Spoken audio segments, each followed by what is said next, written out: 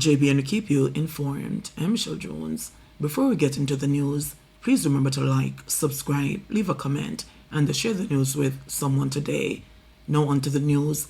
Mother search for answers after 14-year-old daughter murdered by home intruder.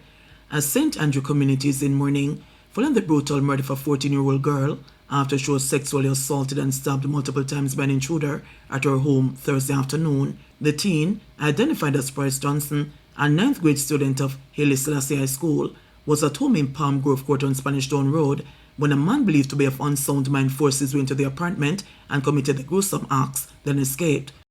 Johnson was rushed to the Kingston Public Hospital where she succumbed to her injuries. Late Thursday evening, Johnson's mother, Eugene Wade, shocked by the barbarity of the crime, wept bitterly. I never want to lose my daughter like that. I lose my daughter irritable, very terrible. I'm lose my 14-year-old daughter. But guess what? It's God. God knows everything. And God now carry so far and leave me. No time at all. So I'm every just give God thanks. My hurt, yes, I feel it. But I just saw. Just want everybody can just come for me and just talk to me. That means everybody can do that for me, for my little girl.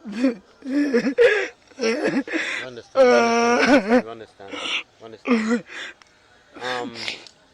So, you know anything about the person who did it to her? You know anything about him? No, I don't know nothing about him. Nothing. I never see him yet. Or nothing. I don't know him. I just surprised asleep. Because if him do something at the door price, only let him in. Because if me asleep, you come to come call the price. Oh, mommy not there here. And them see me and say, surprise. Oh, you tell the man say me not there. Mommy asleep, man. If you sleep, man, because you're old, man, if you sleep, man. I say, but price could make him come I want to see, but make him go on, man. She's that person. So if she never was asleep, yeah, come just drop the door. Because normally me don't lock my door. Okay. Don't lock my door normally. And then my daughter call me and tell me now. By the time we reach the scheme now, everybody I say she dead. I say, no, she not dead, man. God nah make me lose her. God nah make me lose her. And I just say, I'm go down on the public now. But the way I see all the social people, them attack, so woman attack to me. So, I say twice, miss, don't go when I know she dead. Just say why I say yes, because the way my body feel, I know say my daughter dead. But guess what, I never want to lose my daughter like that. I lose my daughter irritable, very terrible. I'm lose my 14-year-old daughter.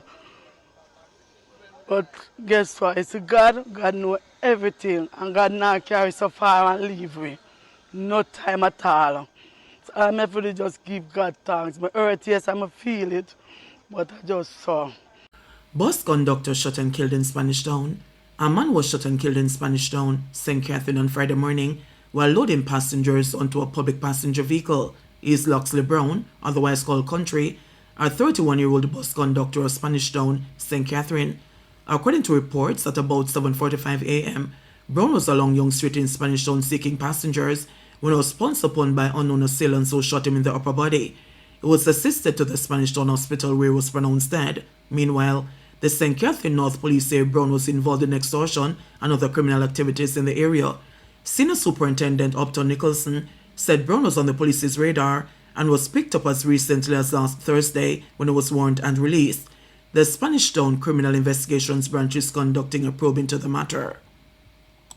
Man points gun at police in St. Mary escapes. The St. Mary police are searching for a man who reportedly pointed a gun at cops responding to an incident in Enfield in the parish on Wednesday. Reports are that lawmen from the St. Mary Operational Support Team were alerted to a stabbing incident that occurred at a shop in the Junior Penn community of Enfield. Upon their arrival, residents pointed out one of the perpetrators to the police team. It is further reported that as the police approached the suspect, the man walked into a yard and was pursued by the cops. However, as the lawman entered the yard, another man emerged from behind the house with a gun which he pointed at the police. The cops drew their weapons and the gunman, upon seeing this, fled into nearby bushes. The stabbing suspect, 29-year-old Dylan Ferguson, was arrested and charged. It is understood that there were no serious injuries in the incident. Investigations are ongoing. 2 killed in St. James motor vehicle collision. A man and a woman succumbed to injuries they sustained in a motor vehicle crash along the Rosehall Main Road in St. James in the early hours of Friday morning. The deceased, who have not yet been identified, were traveling in a Honda step-wagon motor vehicle just after midnight from Montego Bay towards Falmouth when the collision occurred with a Toyota Probox motor car. The reports are that at about 12:05 a.m. the Probox, which was traveling in the opposite direction, jumped the median and crashed into the step-wagon, fatally injuring the driver of the step-wagon and the passenger who was seated directly behind him. The step-wagon, which apparently was being operated as a taxi, had 10 occupants aboard. Several of the other occupants had to be rushed to hospital for treatment. The Probox had 4 occupants, but only one was taken to hospital for treatment. These road fatalities in the parish follow that of Police Constable Alfredo Newman, who was killed in a motor vehicle collision on Wednesday, February 5. It was reported that at about 8:25 a.m., Newman was driving his personal motorcycle along the Unity Hall Main Road in St. James when he collided with a motor car. He was rushed to hospital for treatment, but later succumbed to his injuries. 2 Haitians arrested during St. Elizabeth operation. A gun was seized and 2 Haitian women arrested during an operation in Parity, St. Elizabeth on Thursday morning, police say.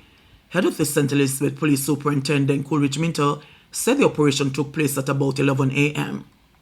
Minto Superintendent, St. Elizabeth.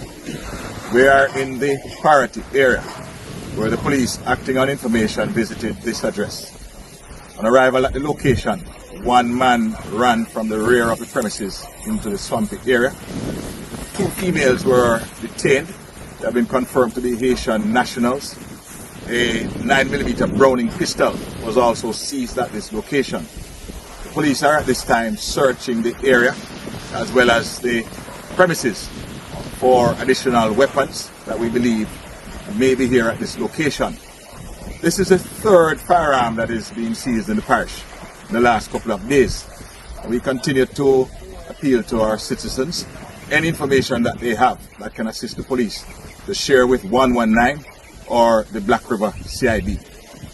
4 charged following guns and a seizure in St. James. The St. James police charged 4 people from the parish with possession of a prohibited weapon and unauthorized possession of ammunition during a targeted operation in Rosesides, Montego Hills on Thursday, February 6. Charged are 21-year-old O'Brien Martin, a delivery man of retirement, 22-year-old Prince Palmer, a laborer of Rosesides, 21-year-old Naomi Tate, a security guard of Rosesides, and 24-year-old Grayson Ellis of Spring Mount. Lawmen were on operation in the area at about 10:40 p.m. when a Taurus 9mm pistol with a magazine containing 7 9mm rounds of ammunition and 1 Springfield pistol with a magazine containing 9.40 caliber cartridges were seized. A court date for them is being finalized. Man charged for Machete attack on sentence by Mayor Michael Bell Neves. The police in St. Mary charged the man who attacked and chopped sentence Mayor Michael Bell Neves at his property in Boscobel in the parish last month. Charged with housebreaking, wounding with intent, and malicious destruction of property is 34-year-old Chad Thomas of Ramblin or Rockabessa in the parish, who was shot during the incident. The incident happened on Monday, January 20. Reports from the Rockabessa police were that at about 11 p.m., Bell Neves visited his premises, which is currently under construction, and upon his arrival, he observed his television light on and decided to investigate further. He reportedly saw Thomas, whom he had seen before but did not know by name, sitting on a couch, according to the police. The mayor reportedly ordered him to leave the premises, but Thomas attacked him with a machete. Inflicting several wounds to his head and hands. During the attack, Thomas was shot and injured. The police were summoned. The police say both men were taken to hospital for treatment. Thomas was subsequently arrested and later charged after an identification parade conducted on Monday, February 3. His court date is being finalized. Indicom probing 3 police killings in St. Catherine. The Independent Commission of Investigations, Indicom, says it has started investigating Thursday's fatal shooting of 2 brothers along the Spanish Town bypass, as well as another along Port Henderson Road, both in St. Catherine. Indicom says these latest incidents bring to 35 the number of people who have been fatally shot by the security forces so far this year, of which 7 of the deaths occurred in this month. Comparatively, in 2024, 9 people were fatally shot during the month of February. The deceased men in the latest incidents have been identified as Rosani Alexander and brothers, 44-year-old Everton Spike and a 33-year-old Jason Spike. All 3 men were reported as being killed during confrontations with the police. Indicom says in each of the incidents, a gun was reportedly taken from each deceased man. It says no body-worn cameras were reported as being issued or worn by the officers in any of the fatal shooting incidents. It further states that all accident scenes were examined and the evidential material recovered, processed and packaged. The hands of the deceased men were all swabbed for gunshot residue.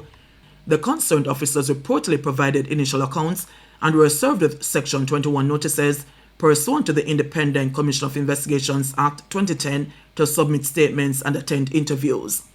JBN will keep you informed. Please remember to subscribe, like, share, leave us a comment, and click the notification bell to receive our daily news items.